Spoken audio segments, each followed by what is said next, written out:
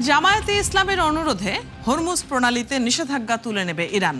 একটি অপতথ্য বা তথ্যের বিকৃতি পুরো দেশকে অস্থির করে ফেলতে পারে, বিভেদ তৈরি করতে পারে মানুষে মানুষে।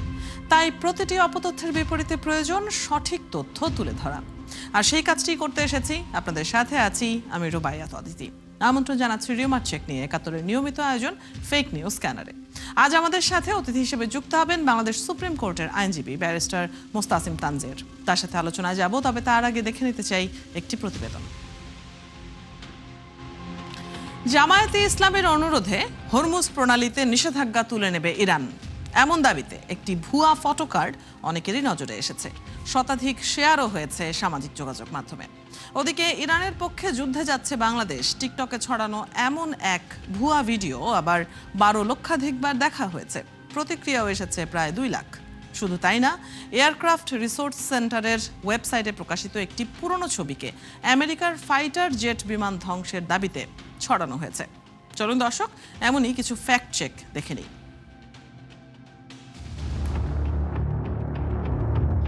জামায়াতে ইসলামের অনুরোধে হরমুজে বাংলাদেশের জাহাজে বাধা দেবে না ইরান, এমন দাবিতে বাংলাভিশনের লোগো সম্বলিত একটি ভুয়া ফটোকার্ড চোখে পড়েছে অনেকেরই।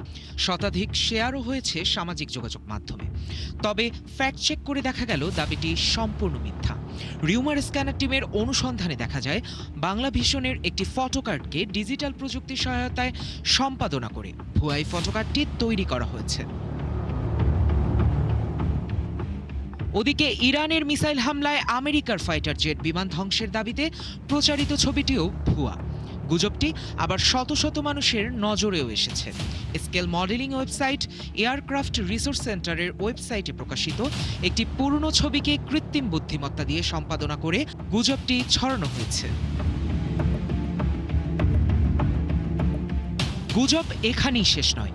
বাংলাদেশের একটি যুদ্ধবিমান ইরানের পক্ষে যুদ্ধে অংশ নিতে যাচ্ছে, এমন দাবিতে একটি ভুয়া ভিডিও ছড়িয়ে পড়েছে টিকটকে। ভিডিওটি 12 লক্ষাধিকবার দেখা হয়েছে। প্রতিক্রিয়া এসেছে প্রায় 2 লাখ। কিন্তু যাচাই করে দেখা যায় দাবিটি সম্পূর্ণ মিথ্যা। ভিডিওতে বাংলাদেশের কোনো যুদ্ধবিমান নেই। ভিডিওটি মূলত ক্যালিফোর্নিয়া এয়ার ন্যাশনাল গার্ডের 2016 সালের F-16 মহড়ার দৃশ্য। দর্শক, আজকের অপতথ্যগুলো যাচাই করতে গিয়ে দেখা গেল দেশীয় ও আন্তর্জাতিক উভয় ইস্যুতে নানা অপতথ্য ছড়িয়েছে। দেশ এবং দেশের বাইরে থেকে সমান্তরালে ছড়ানো এই গুজবের ফাঁদে না পড়তে সচেতনতা যেমন জরুরি, তেমন দায়িত্বশীল গণমাধ্যমের উপর আস্থা রাখার পরামর্শ বিশেষজ্ঞ। শায়ক দাস, একাত্তর। প্রতিবেদন দেখছিলাম দর্শক, এবং আমরা যেমন দেখেছি দেশের অভ্যন্তরীণ বিভিন্ন বিষয়ে গুজব ছড়াতে, রাজনৈতিক বিভিন্ন বিষয়ে গুজব ছড়াতে, পাশাপাশি আমরা কিন্তু বৈশ্বিক যে ঘটনাবলী এই মুহূর্তে ঘটে চলেছে সেগুলো নিয়েও নানান ধরনের গুজব দেখছি, বিশেষ করে সামাজিক যোগাযোগ মাধ্যমগুলোতে। এগুলো নিয়েই আলাপ করব। আগেই জানিয়েছি আমাদের সাথে আজ যুক্ত আছেন বাংলাদেশ সুপ্রিম কোর্টের আইনজীবী ব্যারিস্টার মোস্তাসিম তানজীর। তার কাছে চলে যাচ্ছি। স্বাগত জানাচ্ছি আপনাকে একাত্তরে। আমরা প্রতিবেদনটি দেখছিলাম, সেখানে এই ইরান ইসরায়েল সংঘাত নিয়ে নানান ধরনের গুজব ছড়াচ্ছে। আপনার কাছে কি মনে হয়? আমরা অনেক সময়ই বলি যে দেশের অভ্যন্তরীণ বিভিন্ন ইস্যুগুলো নিয়ে যখন গুজব ছড়ায়, এটা এক ধরনের প্রোপাগান্ডা হতে পারে, কোনো ষড়যন্ত্রের অংশ হতে পারে, কেউ পরিকল্পনা করে করছে, এরকম হতেই পারে, রাজনৈতিক কারণ থাকতে পারে সেখানে। কিন্তু যখন আন্তর্জাতিক কোনো বিষয় নিয়ে আমরা দেখছি যে প্রতিদিনই নানা ধরনের গুজব ছড়িয়ে যাচ্ছে, এর পেছনে আসলে কি কারণ কাজ করছে বলে আপনি মনে করেন? শুধুই কি ভিউ বাণিজ্য? আমার মনে হয় ভিউ বাণিজ্যটা প্রধান কারণ। আর দ্বিতীয় কথা হচ্ছে যে মানুষকে আনন্দ দেওয়া। এটা হচ্ছে যে বিভিন্ন কাল্পনিক খবর ছড়িয়ে বা মিথ্যা তথ্য দিয়ে, মানে রূপকথার গল্প দিয়ে মানুষকে যেমন আনন্দ দেওয়া যায়, এরকম মিথ্যা বিভিন্ন কাহিনী দিয়েও মানুষকে আনন্দ দেওয়া যায়। হয়তো তারা এটা চিন্তা করে এই ধরনের বিভিন্ন খবর তারা তৈরি করেন, এতে ভিউ বাণিজ্য হয় আর মানুষ এতে কিছু বিনোদনও পায়। এই দুটো জিনিসই আমার মনে হয় এখানে একসাথে ঘটে। তাহলে এই ধরনের যখন এই ধরনের ঘটনা যখন ঘটছে, তখন এটা তো মিথ্যাচার হচ্ছে আসলে। মানে যারা সেসব পেজ দেখছে, ফলো করছে, তাদের সাথে মিথ্যাচার হচ্ছে। বিনোদনের অংশ হিসেবে হলেও ব্যাপারটা তো মিথ্যাচার। তাহলে কি ধরনের পদক্ষেপ নেওয়া যেতে পারে? আইনি পদক্ষেপ কি হতে পারে এক্ষেত্রে? এক্ষেত্রে জটিলতা যেটি দাঁড়াবে সেটি হচ্ছে যে প্রথমত এই ধরনের মিথ্যাচারের ফলে কার কি ক্ষতি হচ্ছে সেটা প্রথমে একটু নির্ণয় করতে হবে। কারণ যখনই আমরা আইনি পদক্ষেপ গ্রহণের বিষয়ে আসব, তখনই কিন্তু আমাদের মানে আসলে কোন ধরনের ড্যামেজ হয়েছে কার, সেই বিষয়টা কিছুটা অ্যাসেস করার বিষয় থাকে। অর্থাৎ এই জিনিসটা যদি ক্ল্যারিফাই না করা যায়, সেক্ষেত্রে এই বিষয়ে আসলে আইনি পদক্ষেপ নেওয়াটা একটু ডিফিকাল্ট হয়ে যায়।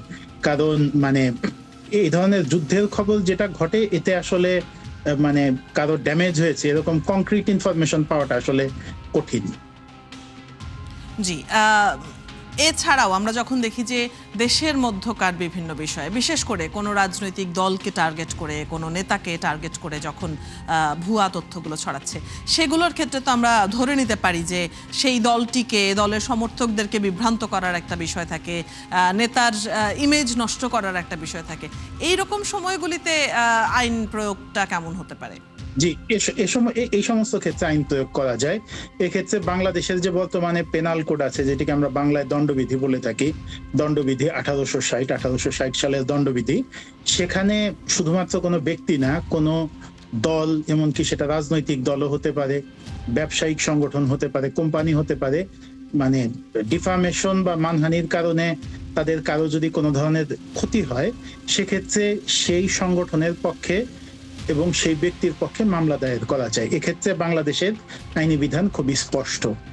এক্ষেত্রে বাংলাদেশের দণ্ডবিধি বর্তমানে প্রযোজ্য মূল আইন। আর অন্য যে আইনটি ছিল আমাদের মানে সাইবার ল যেটি ছিল, সেখানে বর্তমানে আসলে এই ডিফামেশনের অংশটি বর্তমানে মোটামুটি ভাবে তুলে দেওয়া হয়েছে।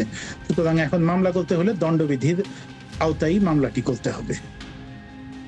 জি, এছাড়াও আমরা অনেক সময় যেটি দেখি, এই যে এই ধরনের ক্ষেত্রে যখন কাউকে ডিফেমেশন করা হচ্ছে, মানহানির কর কোনো ধরনের কথা ছড়ানো হচ্ছে, যারা ছড়াচ্ছে তারা দেশের বাইরে রয়েছে, এরকম কিন্তু আমরা অনেক সময়ই দেখে থাকি। তো তাদের ক্ষেত্রে আইনের প্রয়োগ কি অনেক বেশি চ্যালেঞ্জিং কিনা? জি, তাদের ক্ষেত্রে আইনের প্রয়োগ অবশ্যই চ্যালেঞ্জিং, এবং এক্ষেত্রে একাধিকভাবে এই বিষয়গুলি মোকাবেলা করা যায় আইন ছাড়াও।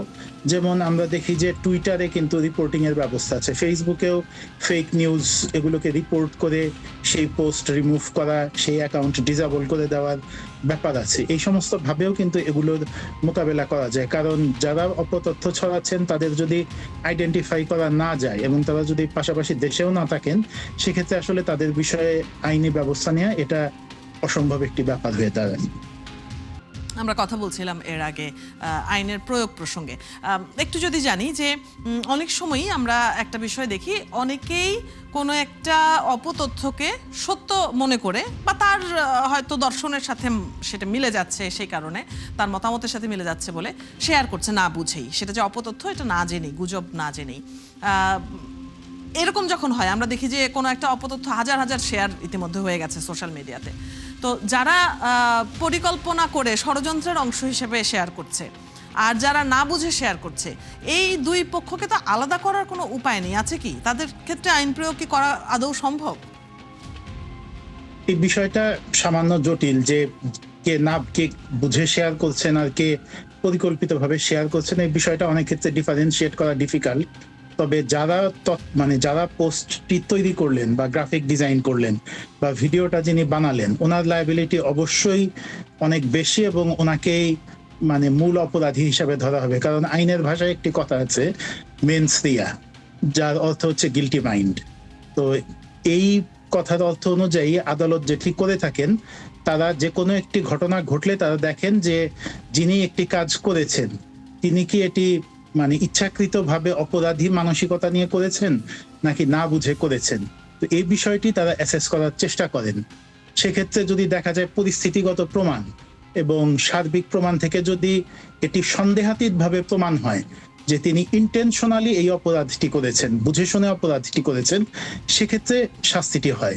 কিন্তু যদি এটি দুর্ঘটনাক্রমে হয়ে থাকে, না বুঝে হয়ে থাকে, যেমন আমরা জানি যে শিশুদের কিন্তু কোনো ক্রিমিনাল লায়াবিলিটি নেই, মানে ডক্ট্রিন অফ ডলি ইনক্যাপাক্স, যে শিশু যাদের বয়স 8 বছর, 7 বছর, 10 বছর, এদের আমরা ক্রিমিনাল লায়াবিলিটির আওতায় আনি না। যারা উন্মাদ তারা ক্রিমিনাল লায়াবিলিটির আওতায় আনেন না। একজন মানে সম্পূর্ণ নিরক্ষর ব্যক্তি, তিনি ফেসবুকে একটা জিনিস দেখে আনন্দিত হয়ে শেয়ার করে ফেললেন, সেক্ষেত্রে কোর্ট ধরে নিতে পারেন যে ওনার আসলে এই ভূ কৌশলগত এত কিছু বোঝার ক্ষমতা নেই, উনি না বুঝে এটি করে ফেলেছেন। সো এরকম কিছু বিচার বিবেচনা অবশ্যই থাকে, এবং দুর্ঘটনাক্রমে যদি হয়, যেমন মানে গাছ কাটার সময় হঠাৎ করে একটা কুড়াল যে যদি আরেকজনের গায়ে লাগে এবং সে যদি মারা যায়, তাহলে এটি পুরোপুরি দুর্ঘটনা হলে সেক্ষেত্রে কিন্তু যার হাত থেকে কুড়ালটা গেল ওনার কিন্তু কোনো শাস্তি হবে না। এটা যদি নিছক দুর্ঘটনা, এটা যদি প্রমাণ করা যায়, এটা কিন্তু আমাদের দণ্ডবিধি আইনেও খুব পরিষ্কারভাবে বলা আছে।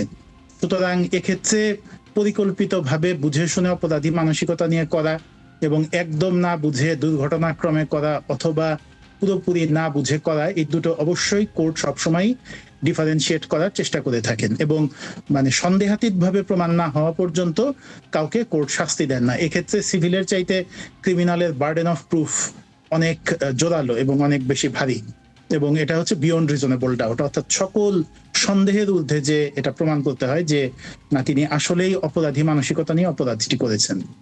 জি, আমরা এই আয়োজনে প্রতিদিন আসলে নানান ধরনের অপতথ্য নিয়ে কথা বলি। আমাদের মূল আলোচনার বিষয়ই থাকে গুজব। গুজব এখন যে পরিমাণে বেড়েছে, এতে আমরা আইনের নানান দিক নিয়ে তো কথা বলছিলামই, যেহেতু আপনি আইন নিয়ে কাজ করেন। এর বাইরে আপনার কাছে কি মনে হয় যে গুজব প্রতিরোধ করার ক্ষেত্রে, কিংবা গুজব যেন মানুষ সহজেই বিশ্বাস না করে, এইসব ক্ষেত্রে করণীয় কি হতে পারে? সেটা রাষ্ট্রের কি হতে পারে, ব্যক্তিগতভাবে কি হতে পারে? আপনার পরামর্শ কি হবে? এক্ষেত্রে আমার পরামর্শ হচ্ছে যে যেহেতু মানে বর্তমানে আমাদের সোসাইটিতে সোশ্যাল মিডিয়া এবং ডিজিটাল ডিভাইস এটা আমাদের জীবনের চরম গুরুত্বপূর্ণ একটি অংশ হয়ে দাঁড়িয়েছে। এখন একজন প্রত্যন্ত গ্রামাঞ্চলের একজন সাধারণ মানুষও মানে দিনে ঘন্টার পর ঘন্টা সোশ্যাল মিডিয়া ডিজিটাল ডিভাইস নিয়ে তারা পড়ে থাকেন এবং ব্যাপকভাবে প্রভাবিত হন। তো সেক্ষেত্রে বাংলাদেশের স্কুলগুলোতে জরুরি ভিত্তিতে, বাংলাদেশের শিক্ষা প্রতিষ্ঠানগুলোতে এবং এমনকি স্কুলগুলোতেও, এমনকি প্রাইমারি স্কুলেও এই ডিজিটাল ডিভাইসের মানে বিভিন্ন বিষয় বোঝা এবং ফ্যাক্ট চেক করার যে বেসিক বিষয়গুলো, এগুলো আমাদের মানে পাবলিক এডুকেশনের অংশ করে দেওয়া অত্যন্ত জরুরি হয়ে দাঁড়িয়েছে।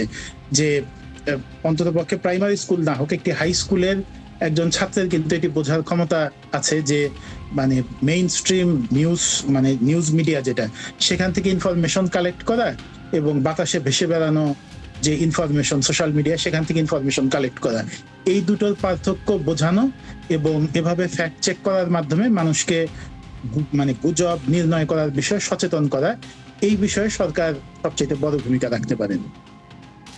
অনেক ধন্যবাদ। আপনার পরামর্শের পাশাপাশি আমরা আইনের নানা দিক নিয়েও জানছিলাম এই গুজব প্রতিরোধের ক্ষেত্রে।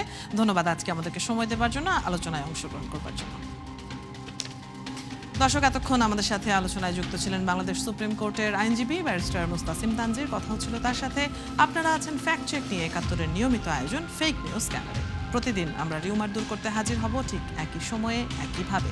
আপনারাও যুক্ত হতে পারেন। যে কোনো খবর যদি আপনাকে সংশয়ে ফেলে, সেটির একটি স্ক্রিনশট আমাদেরকে মেইল করতে পারেন fns.71tv@gmail.com, অথবা ফেসবুকে যোগাযোগ করুন www.facebook.com/fakenewscanner। আমরা সেই তথ্যের ফ্যাক্ট চেক করে আপনাদের জানাবো।